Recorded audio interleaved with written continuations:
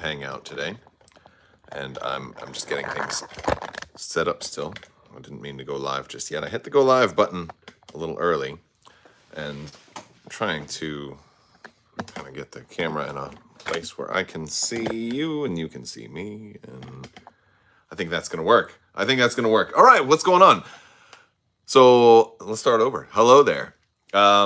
I didn't have a video live this morning, so I'm just kind of slowing down a little bit. And so I figured I'd just kind of augment with a couple of live streams, and I was planning on just doing a kind of a generic live Q&A, and then AMG announced Worlds for 2023, so I figured I would just kind of come to you guys with a little live stream to talk about it. So in short, so somebody doesn't say this was a half-hour live stream and I waited until the end, AMG just announced that Adepticon 2023 will host Worlds for X-Wing, Legion, and Armada. That's what, March 26th or the 22nd through the 26th or something. They just shared it on social media, and I retweeted it, and so I'm sure people will be talking about that. The cool thing is I'm definitely going to try to go to Adepticon this year, so that'll be a fun one, although I don't think I'll actually be able to play in Worlds. I'm not sure how all of that is going to work, if they will have like a last chance qualifier. That's what I'm kind of hoping for.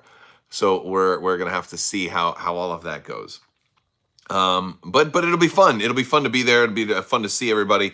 And of course I don't know what game I'll play yet. If I do go, it'll probably be either Armada or Legion, and it'll depend on a couple of things, a couple of different factors.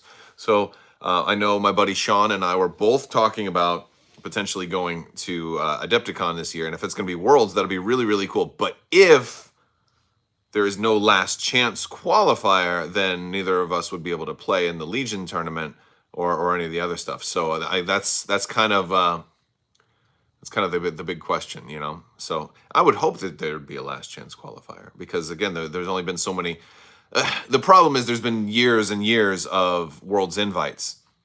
Right, we're looking at like all the way from like what, late 2019, all the 2019 Worlds invites, you know, that will all be carried over all the way up until the 2021 and the 2022 events and stuff, and so this will be a Worlds a long time coming. But I've never been to Adepticon before, so I definitely want to go. And even if I don't get a chance to play in the tournament, it'd still be fun to go. But that's going to impact things. Because it'd just be cool to go and like see all the minis, see all the terrain stuff, see all the painting competitions, talk to people who are playing, network a little bit with folks. I always like just the hanging out and talking with people that maybe you've only seen or talked to online, and also to check out GW stuff too. I've been getting a little more into Age of Sigmar and stuff like that, and so it'd be fun to see that kind of stuff. Sometimes there's new stuff to see there. Sometimes there's exclusives. Sometimes you can. Conventions are just generally fun. And then being in Chicago again, get some Chicago deep dish pizza. But I think is I have to get a room at the hotel where the convention's at, because I don't want to have to Uber back and forth to the hotel every day or something like that. That's usually always a kind of a bummer. We need clone commandos. I'm sure those are in the works. Clone commandos absolutely should be in the works. That would be really fun. And hopefully they're dual faction. But yeah, so Worlds is coming, and it'll be in March of next year. So I know there was a lot of talk about Worlds being this year. Worlds was supposed to be this year. Isn't Mini Stravaganza supposed to start Monday? I don't know when Mini Stravaganza is right now. I haven't seen an official announcement.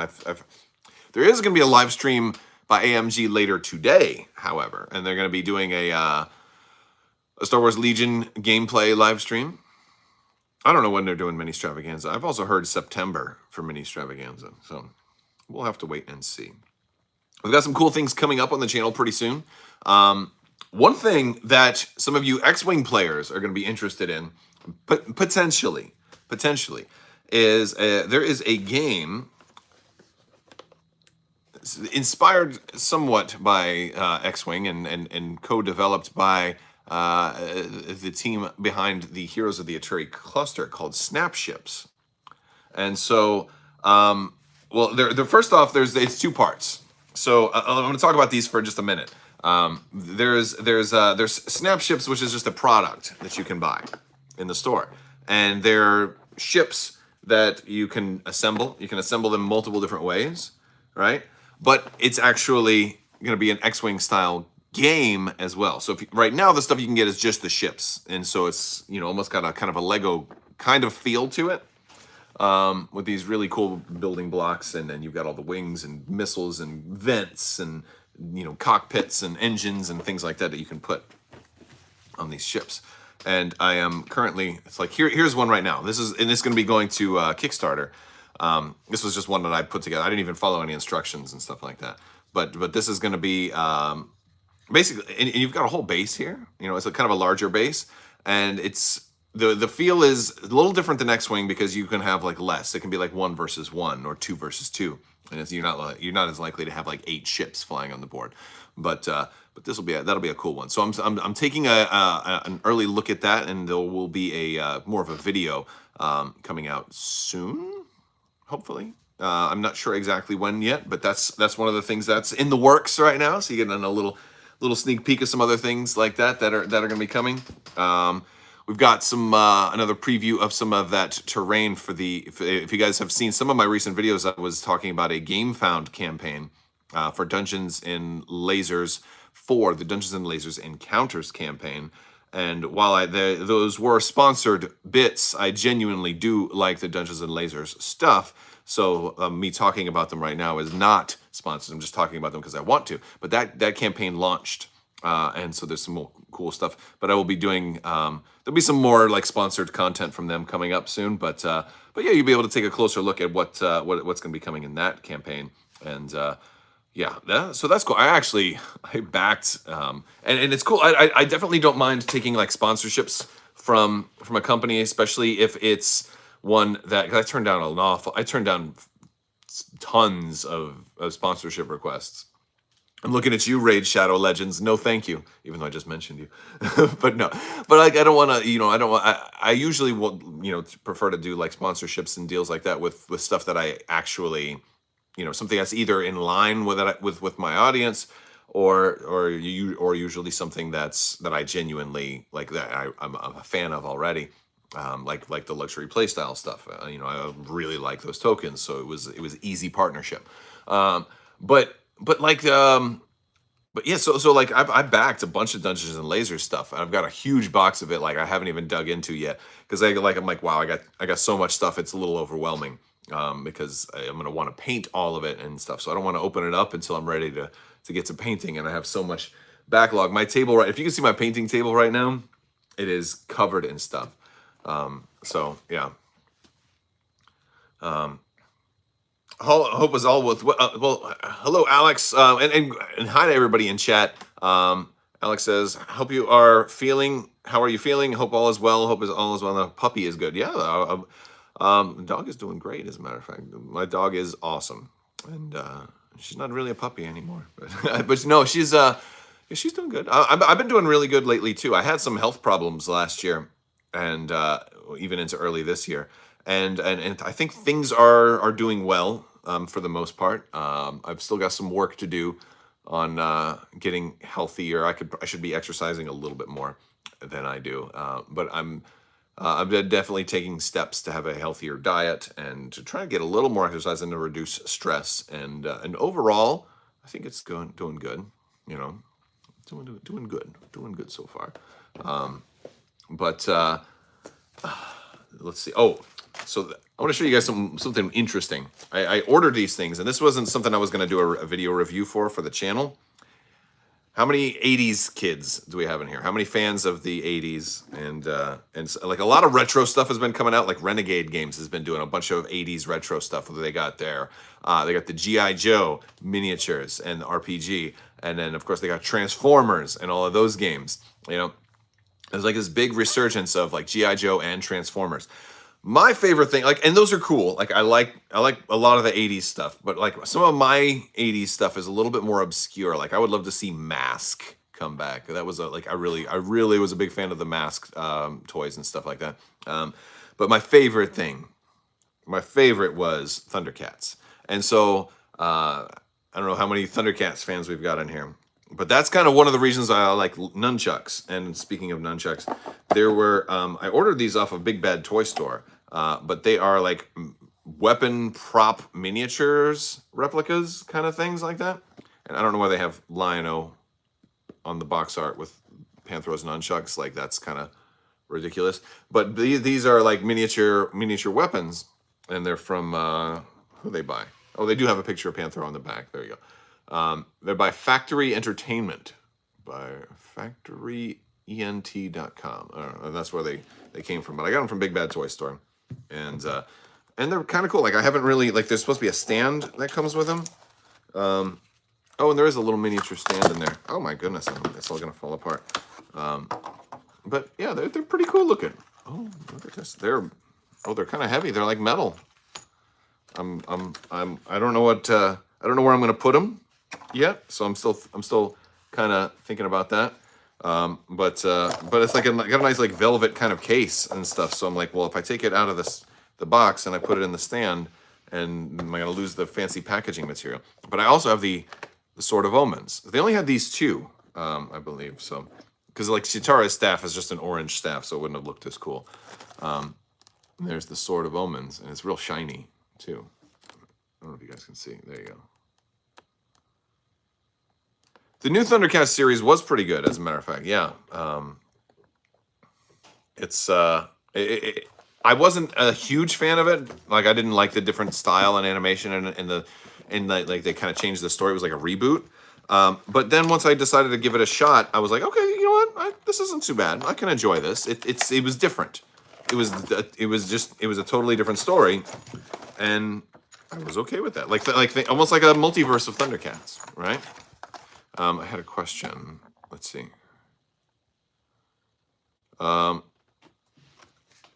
Etienne asks, hey there, Crabbok, do you think any more Star Wars Armada Separatist ships are coming in the future? I don't know.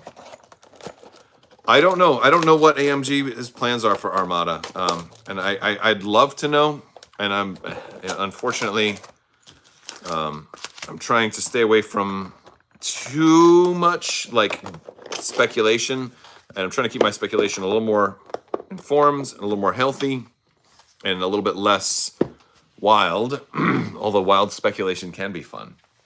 But I don't know. I definitely think they have more Armada plans. I think there's tremendous potential for another Rapid Reinforcements, Rapid Reinforcements 2 at least, if not 4, 5, 6, or even Rapid Reinforcements 1 through 10. Like, there's potential for all of that.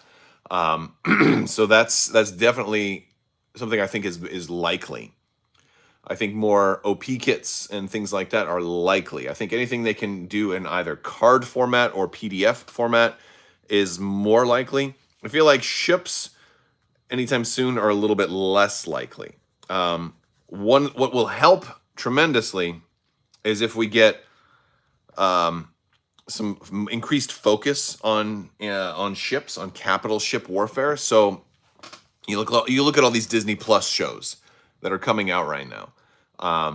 You look at Kenobi that's out right now, and most of these shows, like Mandalorian and Book of Boba Fett, feature like actors and dudes on a like that lend themselves to Star Wars Legion. And I think AMG kind of saw the writing on the wall on where Disney was going when they took over all three of these games. They had to say, well, where's the biggest focus going to be on these games? Now, if this had happened before the movie Rogue One had come out, I'd say, hey, now there's a tremendous push for a big space battle, because we had an epic space battle in Rogue One that, gave us lots of content for X-Wing and Armada. But right now, there's not, anything really that's I think we saw maybe 2 new ships in Kenobi, and they were kind of like background. They weren't like centrally, I guess the Inquisitor's shuttle is like recognizable enough, like that could be like maybe 1 new ship. And then there was like a transport, which it doesn't scream Star Wars Armada or even epic scale X-Wing to anybody. So I don't think that anything in the Disney Plus lineup right now, with one exception, will lend itself towards Armada. Now, that exception is going to be potentially the show Skeleton Crew, which was just announced at Celebration. Now, that's still a long ways out.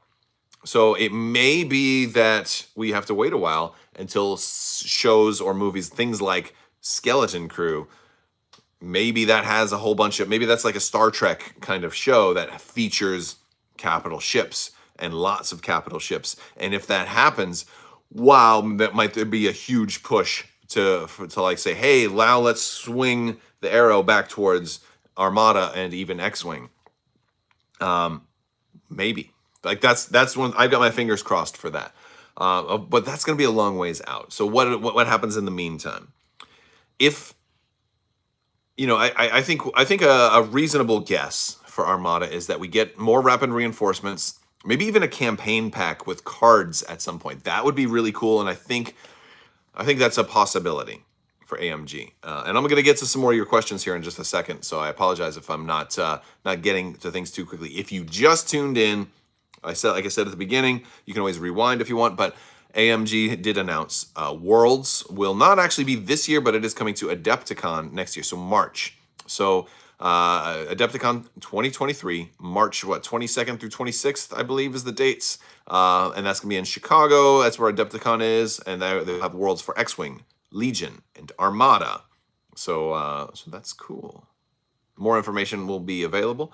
I'm hoping they'll have a last chance qualifier, because I haven't been able to get to any of the grand championships to qualify for Worlds, and I don't have an old Prime win from prior to COVID and stuff like that. So I guess it all depends on how many people sign up and how many spaces they realistically have available. Because I'd like to go. I'd like to be able to play. I mean, you could always go and just play in side events, but I'd rather go and play for the in the real event, even if it's a first day elimination and then do side events after that. I want to at least start knowing that there's a shot, because it makes it more fun that way. It makes it more exciting. Of course, there'd be a lot of other exciting stuff to go and do as well. All right, so let me get back to the discussion about and I feel like I should probably just make a whole video talking about the path forward for Armada and stuff like that. But I think, between the possibility of additional rapid reinforcements type digital stuff, as well as the possibility of just releasing a card pack like rapid reinforcements as a card pack, which I think would be a good idea to just print everything out and include a couple of new things also. What time is the Legion stream today? Usually it's at 4 p.m. Eastern, which I think is 1 p.m. Pacific. That's when their streams usually are. I'm not going to do like a watch party for it.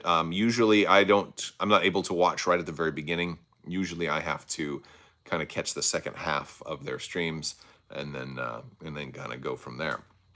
But it's exciting stuff, and they'll be playing, I believe they're going to be playing with some Shadow Collective units.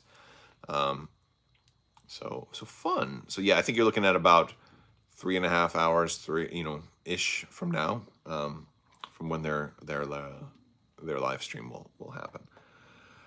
Let's see what else is new. But yeah, so with all the stuff that they could do for Armada without ships, that could be a thing. Now, if again Bad Batch Season 2 coming out, that could have a heavy focus on capital ships. That's certainly an option. You've also got some more animation coming with that kind of I forget the name of that. There's another animated series where it's kind of like an anthology thing. We're going to be doing some stories. They talk about like Ahsoka's mother will be in one, and they're going to be talking about some of the Jedi from the Clone Wars and doing some more stories on them.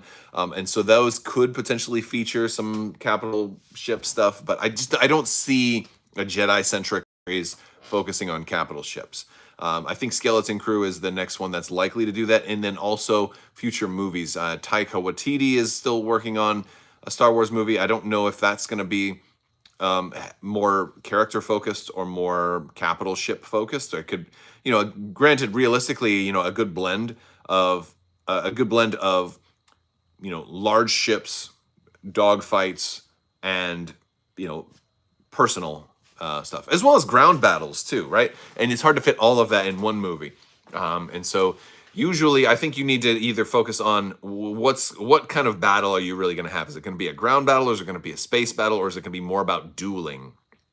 And if it's a space battle, hopefully it's not just dogfighting stuff. Hopefully it's more of a like a Return of the Jedi kind of space battle, or a Episode 3 kind of space battle. Now, if stuff like that is on the horizon, You know, if we get like if we get a good synopsis of like Skeleton Crew will feature capital ship battles like you've never seen before, that could tell AMG, hey, this is going to be a big thing. Maybe it's time to start steering the compass back towards Armada early.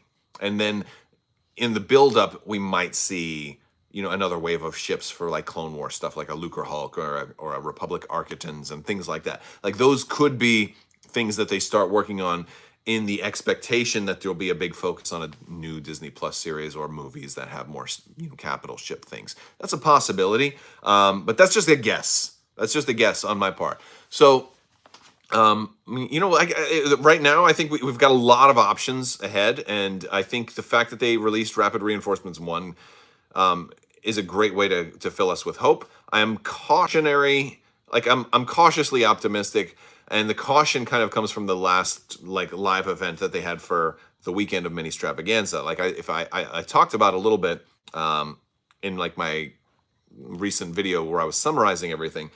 The Armada campaign event that they released had a couple of big problems with it.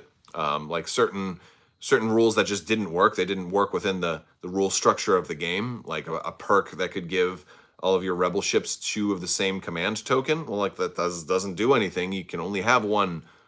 You know, duplicates are instantly discarded according to the rules of the game. So was it meant that they could be 2 of any different command tokens, or you know, like it's hard to know what the intent was. We can guess what the intent was, but and then of course another one for the Empire where like all your bombers could get an extra 2 dice when attacking a ship, and you could do that 3 times, and only at the cost of just the bomber taking a single point of damage. I'm like, oh, easily 2 blue dice for every single bomber attack that a ship activates, and you can do that 3 times each game. Like that's nuts.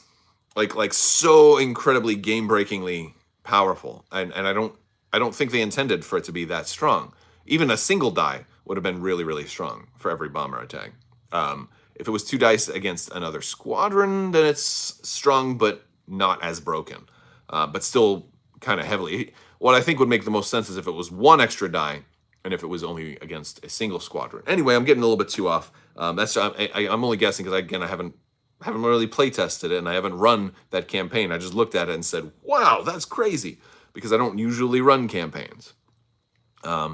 But still, I mean, I appreciate that they're still doing stuff for Armada. And of course, we also have an OP kit that still hasn't been properly unveiled, and I want to learn more about this. And I think that'll be a fun one as well. If you guys didn't catch the last live stream, I think it's important to remind you guys there's still some giveaways that are running on the Discord. So if you're not already in the Discord, there's links down in the video description below. Be sure to check those out. Also, stay tuned for more video reviews, and we've got some Kickstarter and GameFound. We got crowdfunding stuff. Again, I talked a little bit about Snapships. This is something I'm going to be diving into a little bit more. It looks like a toy. It builds with as much fun as it would be to have a toy, but from what I'm gathering in my first looks, again, I haven't played it yet. By the way, this is literally just a toy, but there's a Kickstarter coming where it takes these toys and turns them into basically a kind of X-Wing hybrid kind of game where your ships will have like a base like this. And so I'm going to be talking about that in a future video once I learn the game a little bit better and can actually speak to it, you know, with more knowledge of the game system. But that's going to be coming to Kickstarter. So I have that out in front of me right now. So when we're doing these live streams, I can be like, oh, what can I grab and talk about? You know, and so it's always fun to just pick things up and pick things up that are near me and being like, oh, hey, let's talk about Separatist ships for Star Wars Armada, you know, because I know more people want more of those. I really want more Separatist ships. I really want a Lucre Hulk. If I could have, you know, anything, I'd have a Lucre Hulk in Armada. Like, that's my wish list. And another Republic ship, like maybe the stealth ship. I'd want the stealth ship, the cloaking ship, you know, because we could always do rapid reinforcements to get Architons for the Republic, right? We could always do that.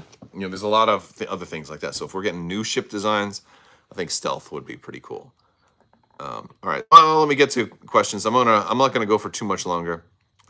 Let's see, what else do we got? Is any chance AMG relinquishes Armada to another company? I don't really see that. Not within Asmodee. If they were going to split up their miniatures games, I think they would have done that initially. Like when I think they would have left it with a FFG or whatever. I think the whole purpose of the reorganization was to consolidate all the miniatures games under one studio, even if they weren't all going to get simultaneous releases. Obviously Legion is the focus right now from the Star Wars games. That doesn't mean the other games are abandoned, but Legion has the most heavy focus right now. It's certainly the strongest with representation in movies and Disney Plus series. Most of the Disney Plus stuff that we're getting is primarily fodder for Legion or role-playing games or board games, right? It's board games can kind of do whatever they want.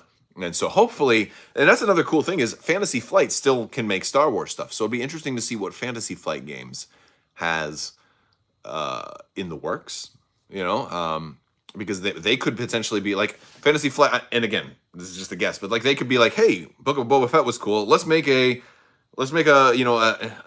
crime lord kind of game. I guess they already have Outer Rim, right? But like for example, you could come up with like, let's make another board game inspired by Obi-Wan. Let's make a Jedi on the Run kind of or a kind of game inspired by some of these Disney Plus stuff. Like that can totally work.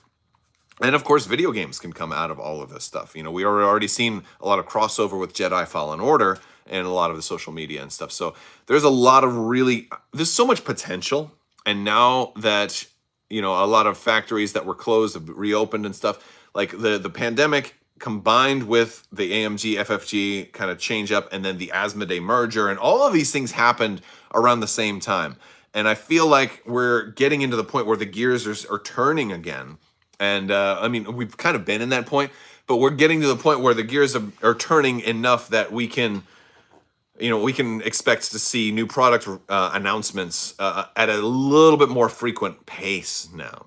And so like I'm looking forward to what their announcement was supposed to be, that Saturday announcement for Mini Stravaganza, and the panel was called Full of Surprises, but it didn't have a specific game. It was an informational panel. It was going to be spoilery stuff, but they didn't say what game it was going to be. So did that mean it was all games, or did it mean it was a new game?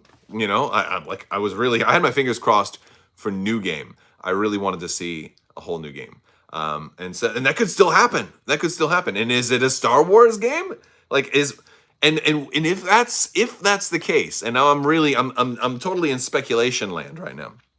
But if AMG had the rights to make a Star Wars game after Marvel Crisis Protocol, and that was the game number 2 that Steve Horvath mentioned back all those years ago in 2020, wouldn't that make more sense on why they decided, hey, you know what, we've got a new Star Wars game in development here under AMG, and we've got the 3 under Fantasy Flight. Now it would make more sense why they moved everything under AMG if AMG was developing the new Star Wars game. Hey, let's also have you let's consolidate assets, right? That makes more sense, and that would also make more sense why they couldn't say it before. But again, that's just a guess. I have no idea. All we know is that there was another game in the works back in 2020 when Steve Horvath talked about it. That's all we know. For all we know, maybe they press the pause button on that game. They may not even have a new game to announce. I don't know. I'm certainly looking forward to the day that they do. I'm sure, as with game companies go, there will eventually be new games announced. And so I'm always excited for that, because I'll be honest with you, I'm kind of ready for a new game. Not to say anything bad about the games that we have. I love the games that we have. But I think back, and let me know if you guys feel this way. I think back to like when these games were new and when I was first getting into these games. And I want you to think back to like your first game of like X-Wing, or your first game of Legion, or your first game of Armada. And think about, what about your second game? And then maybe that third game. And when you started like, oh, now I'm going to build a list. I'm going to build it a little bit differently.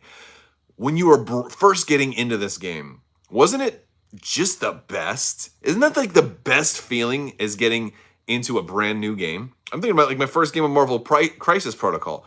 Was amazing, and not that like current games are bad, but it's special and it's new when you're getting into a brand new game. And so I kind of miss that feeling, and I'm ready for it again. It's like I started playing Age of Sigmar recently, and I'm like, it's not becoming like one of my main games.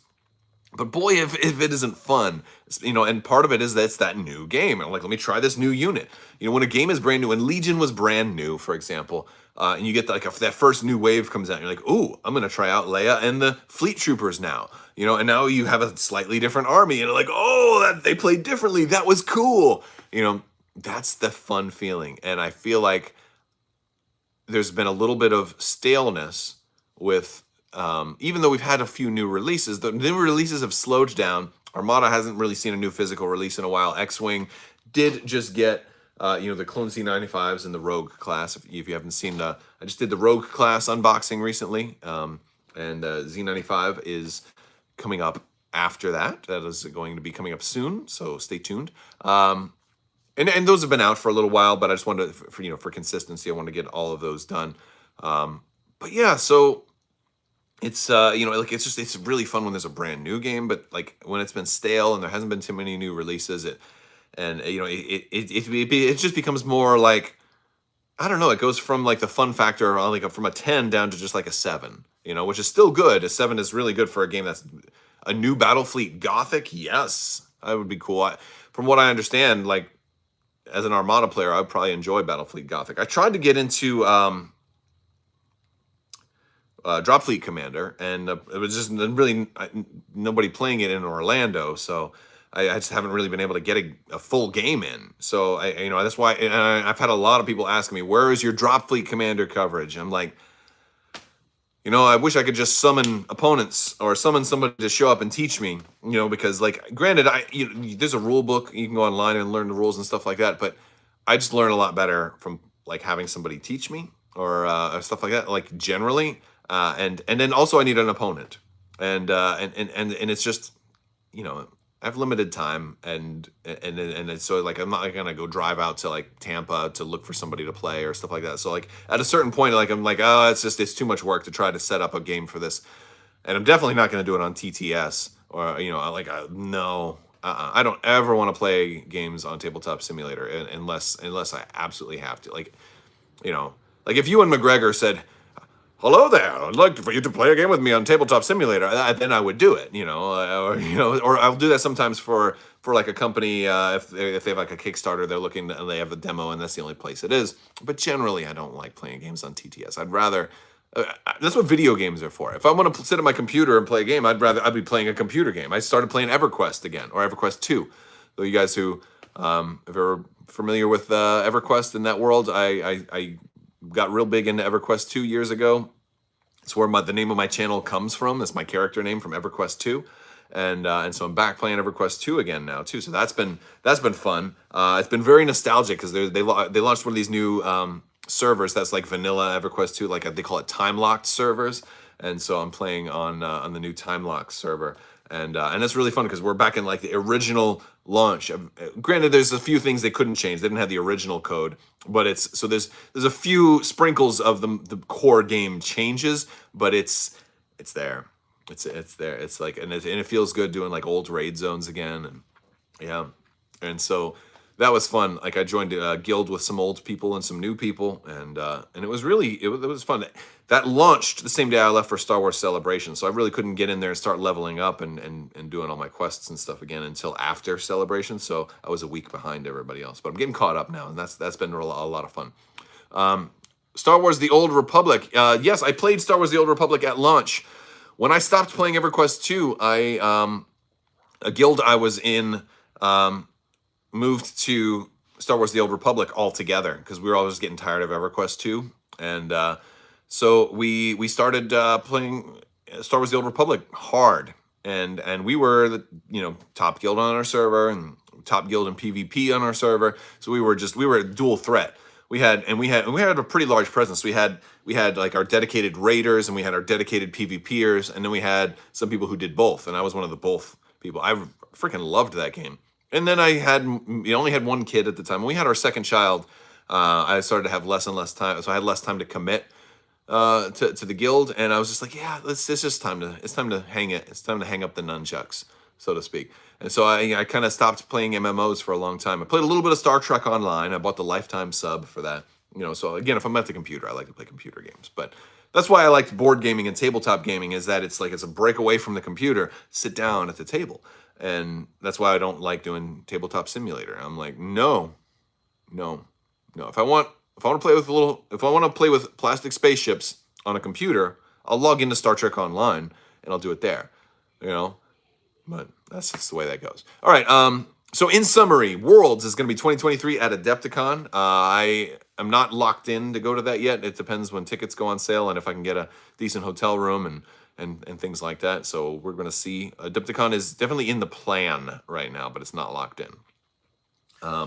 And we'll go. But the next con that is locked in, I am going to Gen Con, so that's going to be fun. I will maybe see some of you guys there. Not sure what I'm going to be doing exactly at Gen Con. I don't think that I will be class. Oh, a bruiser. I am a bruiser for life. 100% bruiser. I used to be one of the class. I used to be the bruiser class lead on EQ2 Flames. If you guys remember that. So yeah, I was real heavy into that game. Anyway, yeah, that's gonna wrap things up. But I'm definitely running for gonna be heading to Gen Con. I'm not sure if I'm gonna be demoing any games or if I'm gonna be working for Asmodee. I think that ship has sailed, but there's a possibility. I don't know. I might ask about it a little bit. But I'll probably just be there doing the media thing because I know I've got to talk to one of the a lot of the companies that I've worked with and I've done promotional videos for and stuff, like Monster Fight Club. They're going to be there. I'm going to want to go talk to them, get a lot of video coverage of their games. I think I'm looking forward to that. Snapships are going to be there, and so I want to get some coverage of what they have to show. And that'll be a fun thing. I'll be and of course Asmodee and all of their stuff. Hopefully, if they have another game to unveil, I think Gen Con would be really a cool time to do that, because that's when they the last in-person Gen Con that I was at in 2019. I mean, there was an in-person Gen Con last year, but it was 50-50, right? It wasn't.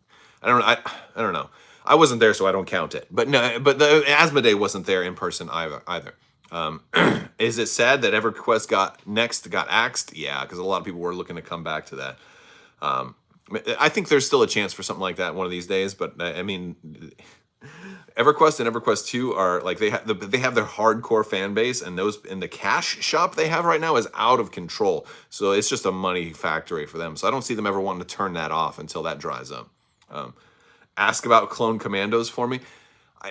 You can tune into their live stream and ask yourself, but the answer will always be, we cannot talk about unannounced product, right? Like they can't talk about something that they may or may not do. They're never going to say, oh, yeah, and until they actually are ready to announce stuff like that. The best you can do is, hey, did you guys see those Clone Commandos in the Bad Batch?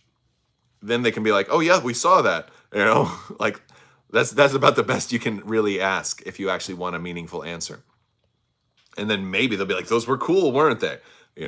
So you love my board games. I've got a couple behind me. I have I have a lot more shelves of board games. I've got like the helmets in between where I have more board games and stuff like that. I probably need to restructure things a little bit, but like it's weird for me because sometimes I want like more board games, and then sometimes I want the Armada ships on the side, and then sometimes I want, like if I'm doing a collectibles review, I want like the helmets and the lightsabers behind me too. So it's like this kind of gives me like the best of both. I feel like this kind of summarizes some of the channel. Like I love Star Wars and I love tabletop games, and I'm kind of where those meet. Like that's kind of like my channel.